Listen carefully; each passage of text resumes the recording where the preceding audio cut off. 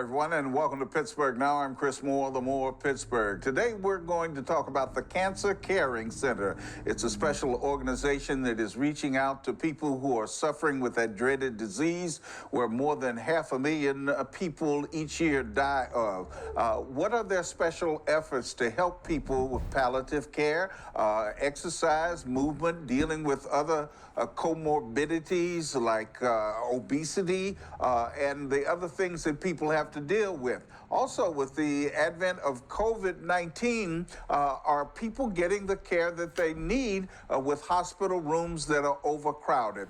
How are they reaching out electronically to people to get them into movement and exercise, to reduce obesity, to deal with mental health issues and anxiety, and all the things that go along with cancer and the treatment thereof? We'll talk about that with three guests today, and I hope that you will stay tuned. We're going to take this short break and come back with our guests and talk about caring and cancer.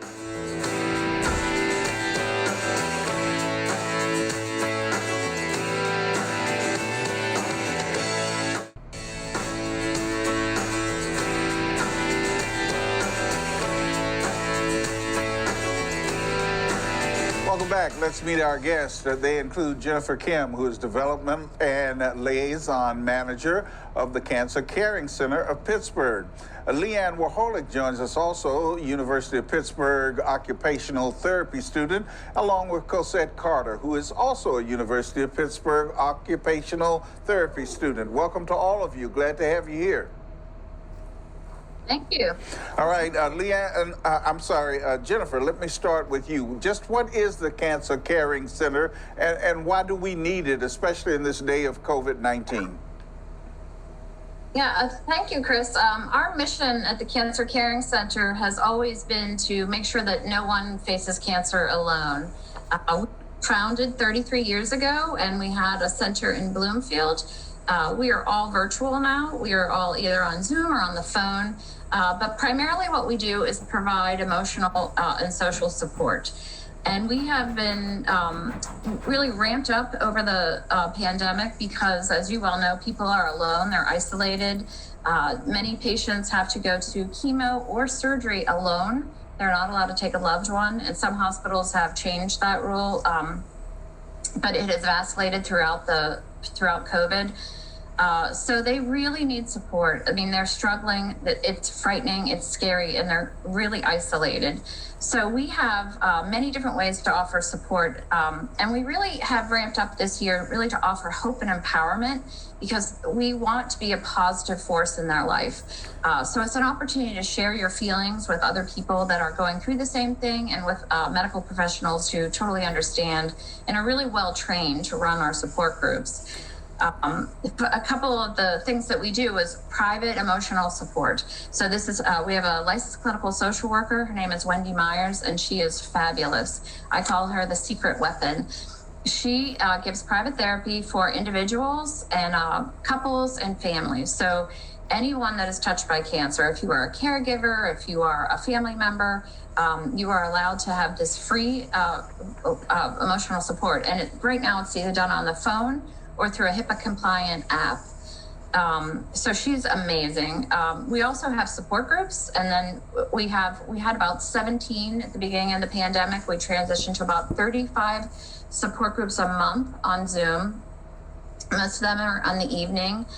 We have general support groups for general cancer, and Wendy, our licensed clinical social worker, runs a general support group every month or every Wednesday at 5 o'clock. And it's fantastic. She has a lot of speakers, but we have a lot of different things that you can take advantage of. For instance, some are very general and some are more specific. All right, let me stop you. We'll get into some of those things in a minute. But this is International Day of the Woman, and I know cancer affects everybody, men and women, but is there any special outreach that you are doing for women? We have a lot of women that come for our services, whether they're patients or caregivers, and we do as much as we can to support them and try to empower them and give them the tools. We have caregiver support groups, we have breast cancer support groups, we have, so we're not doing anything specific today for that holiday, is that what you mean? But we empower them all year long, because it's for us, it's not just one day. All right, Leighann Warholic, as an occupational therapist, what are you doing to help people who may need to do more movement and get back into their jobs and what they were doing? Yeah, so for our program, we're focusing on adults with cancer. So we know that individuals affected by cancer can often have limitations in balance, strength and endurance and flexibility. So our goal, this applies to all of us as well, but during our program, we incorporate working on these areas into our normal routine and our daily activities. So some of the examples that we've talked about have been alternating standing on one foot while brushing your teeth to help with your balance, carrying a heavy laundry basket or grocery bag for strength, trying to park your car further away to challenge your endurance, or to even clean a window in like a large wiping motion to increase your flexibility. So improving these areas with your health and wellness doesn't need to look like going to the gym or going on a long walk or run. You can incorporate working on these into your daily routine. All right, Cosette Carter, let me start with you. I'm going to test you, young lady. It hurts when I do this. You're supposed to say, don't do that. Don't do that. Okay. As an occupational therapist, what's the difference between rehabilitation therapy and occupational therapy? So occupational therapists really emphasize the importance of what are called activities of daily living. So everything you do throughout your day that has meaning and is important to you. So things like getting dressed, preparing a meal, taking your medication and bathing, all the way to things like being a parent, a partner, going to school or work, doing your favorite hobbies and spending time with friends and family. So whatever is important to you, we will work towards, and we will work to keep you independent and safe as possible. Jennifer, I understand in addition to occupational therapy and getting people back into movement and the things they need for their daily lives, that you're also working on their mental health and the anxiety that suffering with cancer may have. Yeah, that's exactly right. I mean, that's the foundation of what we do. We really work on that through the individual therapy as well as through the support groups. And we've tried to add some support groups this year. For instance, a lot of anxiety comes from what's commonly known as chemo brain. And we now have a class which is called Cognitive Toolbox, which it's once a month and it's on Zoom. And people can come and learn tools to create better, to strengthen their memories, to their memory, and to just get better at, trying to navigate the, just trying the management of their day. A lot of people have trouble with word recall, which I'm doing right now, and just trying to. It happens to all of us. Yeah.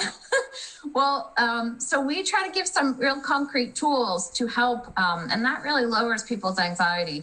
Plus, it just is really helpful to be in a group with other people who are dealing with the same thing, because sometimes you just feel so alone and isolated that you're the only one, that might have this issue. So those are really, so we really do our therapy, our free therapy, our support groups, and then partnering with University of Pittsburgh, which Leighann and Cosette are from. We have 5 occupational therapists that are running this Live Life to the Fullest program, and that's really expanded how we're able to serve our patients or our clients, because we've been able to bring in different tools that can reduce anxiety. A lot of people can't do the things they love because of the barriers that cancer has caused. All right, Cosette, let me ask you this question, and Leighann, you can chime in on this too, but Cosette, you start. What are the difficulties of trying to do occupational therapy virtually? Yeah, so occupational therapy by nature is a very hands-on profession. So it's hard to tell someone through a computer screen how to move their body, what's the proper way to move their environment so that they can be independent and safe. Our program has a lot of discussion, collaboration with the participants, so we do our best to provide advice and, meet them where they're at in that moment. We also try to do things like practicing with them. One of the things we're doing this upcoming week with mental health is to actually work through mindfulness and some deep breathing with each other. So things like that can be done virtually. We also try to do goal setting, which is a value of occupational therapy, to make sure people aren't just learning, but actually putting it into their lives. So we take small steps, do weekly goals to make sure that everyone has a goal that's meaningful to them, is actually working towards it. Jennifer, what are the 7 areas of wellness? And I know we have word recall remembering problems sometimes. I don't know if you have the list in there, but name some of them that you're working with. I do remember. We just concluded. We did a Happy Feet program, which was it was called 7 weeks. It was a Happy Feet, a winter wellness program, and within those. Did you say Happy Face? Happy Feet. Oh, So Happy Feet. Okay, all right, okay. I'm dancing. Okay, go ahead. Well, the whole premise behind it was to maintain mental health as we moved through the winter. As you know, like with COVID, it was challenging. So we wanted to be. Yeah, we all turn into bears and are in hibernation in the winter, right? Okay, go ahead. I'm sorry.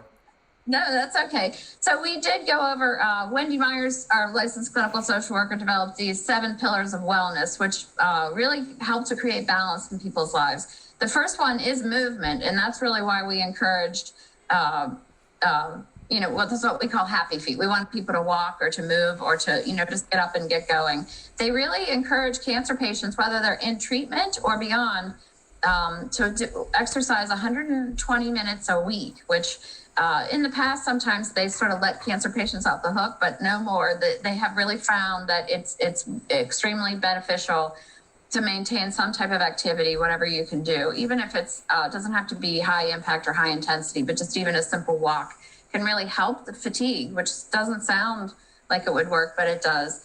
The second week was we talked about sleep.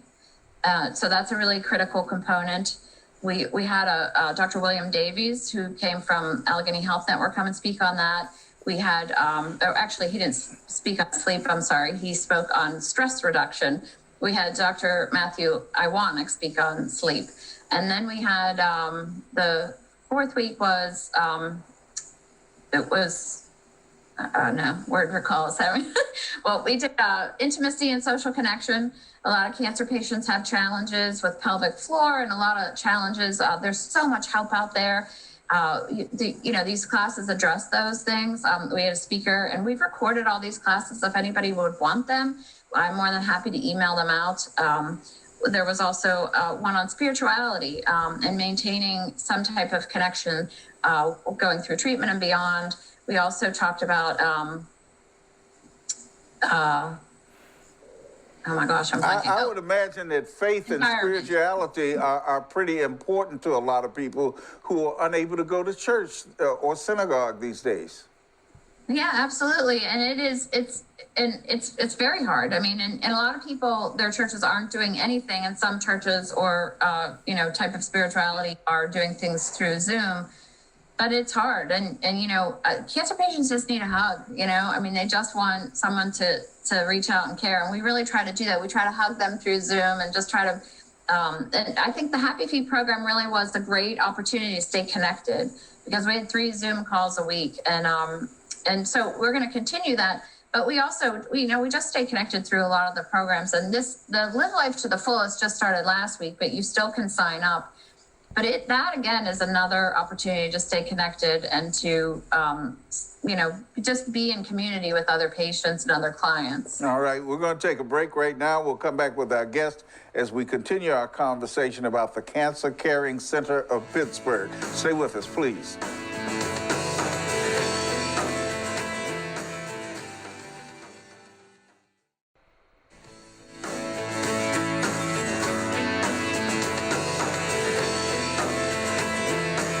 Welcome back. We're talking about cancer and caring for patients. Jennifer Kehm is our guest, along with Leighann and Cosette Carter. In this day of COVID, Jennifer, I wonder how difficult it is for cancer patients to get the treatment that they need if hospital rooms and hospitals are overcrowded with people seeking treatment from COVID. We actually haven't seen a lot of people turned away. I mean, that's not just been what I've experienced or heard about. We have a large problem with people getting screening. because a lot of people are afraid to go to the hospital, for mammograms or colonoscopies or just there's routine screening, which is a real challenge. Because as they say, cancer doesn't wait. It doesn't wait for COVID. And, just the natural progression, a lot of people probably do have cancer, but we'll find out at a later stage. So we highly recommend that you continue your screenings.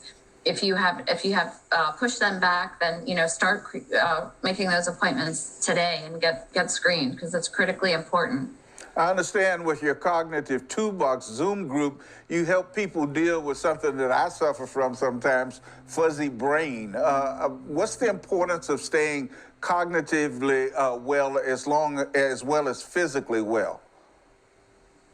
Well, it takes all parts to keep us calm and anxious and happy, unanxious and happy.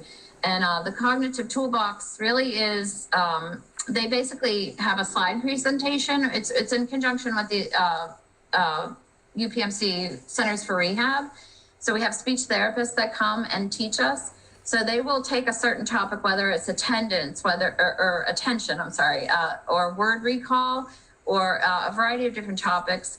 And then they will educate us on why it's happening, or where the breakdown is, and then ways to remedy it. And so it's been fantastic. We've started it in September, so we've only had 4 or 5 classes, but it's been very well received. People love it, and again, we record those. So if you're interested in getting the recordings for those, you can.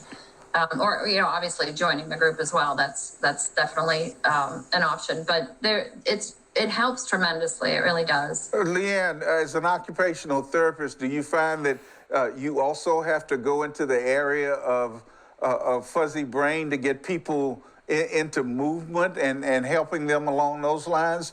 People forget the movements. You have to go over it again and again? Yeah, so that's a great limitation in cancer. And then for everyone, as you're aging or for whatever reason, our upcoming week this week is on mental health. We're talking about how to help your cognition, how to incorporate your daily activities to have a routine so it's less of a strain to try to recall these things, but it just becomes more natural. That's one of our skills as occupational therapists, is to take these things that can just become part of your normal day and routine. So if that is something that you're interested in and you struggle with as your cognition, this Wednesday at 6:30 we'll be on Zoom to talk about mental health and go over some of these areas and strategies to overcome them, and incorporate things like putting alarms in your calendar or making daily goals or putting notes around your house to just trigger your memory to remember important things to get done. It seems like those are the things that we normally do. Do you find that cancer takes us away from making daily goals, those sorts of things? I think that it just adds an extra component of stress and an extra layer of a lot of other things to consider. Depending on what stage you're in or what type of cancer it could affect, how you're handling it, how many more things you have to pile on top of your life. How do you decide what's more important when everything seems more important?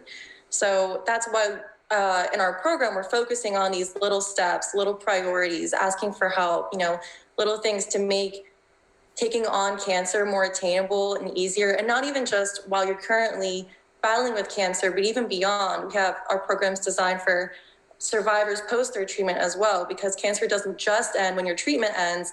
You can have long-term side effects that really affect you too. Cosette, I take it you agree. Yeah, definitely. I love this profession. I'm so grateful to be a part of the University of Pittsburgh's program in the School of Health and Rehabilitation Science. We definitely have a very holistic education because occupational therapists treat physical, mental, and emotional well-being. So, all right, great answer. Jennifer, what about caregivers? Do you offer any help to them? Because this can be very stressful on them too. Yes, we do. We have 2 programs for caregivers. One, just a general caregiver group that we've had for many years. And we just started a young adult caregiver group because we are finding there are people in their 20s and their 30s that are helping a parent or a loved one that is dealing with cancer. And it really challenges them because they're in the beginning stages of life. They're whether they're in college or whether they're just starting a job or they have just started a family of their own. And it's really challenging. So we have 2 monthly support groups that meet, and they're eligible to take advantage of our counseling and we have a gentle movement and breathing class twice a month. We have exercise classes twice a month. We have art therapy. We have nutrition classes. So caregivers are welcome to all of those. And we also have, I didn't mention this yet, but we have a joint, an agreement with a Reed Smith, the law firm, and they do for free for cancer patients and their families wills, power of attorney, and advance directives. And a lot of times the caregivers will initiate that and try to help the situation with the patient. But that's a fantastic service. So you can get all those for free, a will, a power of attorney, and advance directive. And they do it basically in about an hour and a half on Zoom. So you don't have to leave your house. They have done a really excellent job. And I think over like the past 18 months that we've been partnering with Reed Smith, we've done about 75 wills, that are all free, and it's been amazing. But we love caregivers, and we know that their road is hard. It's often overlooked, so we really try to do as much as we can for caregivers. Well, I think that's a great service that Reed Smith is providing in cooperation with you. I understand you also have a special African-American outreach support group. What's that about? Yes, we do have it's Women's African-American Cancer Support, and it's led by Cheryl Harris, who's phenomenal. She's a 2-time survivor. She's had breast cancer twice, most recently last year, and is just a powerhouse. She's amazing and leads a fantastic group. As you well know, I mean, there's a challenge with minorities and healthcare and getting them the services that they need, teaching them to advocate, making them feel comfortable, asking questions, and finding the right care for them.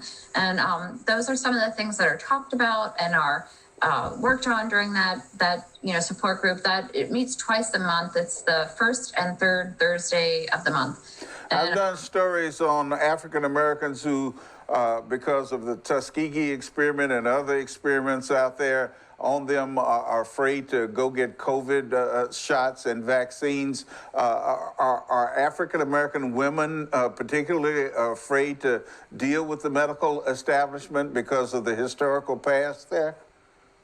Yes, absolutely. There's a huge trust barrier, and we are bringing in, like, we have Dr. Stephen Evans came and spoke to the African American group, and we're trying to bring in speakers that will. And he's an African American breast surgeon.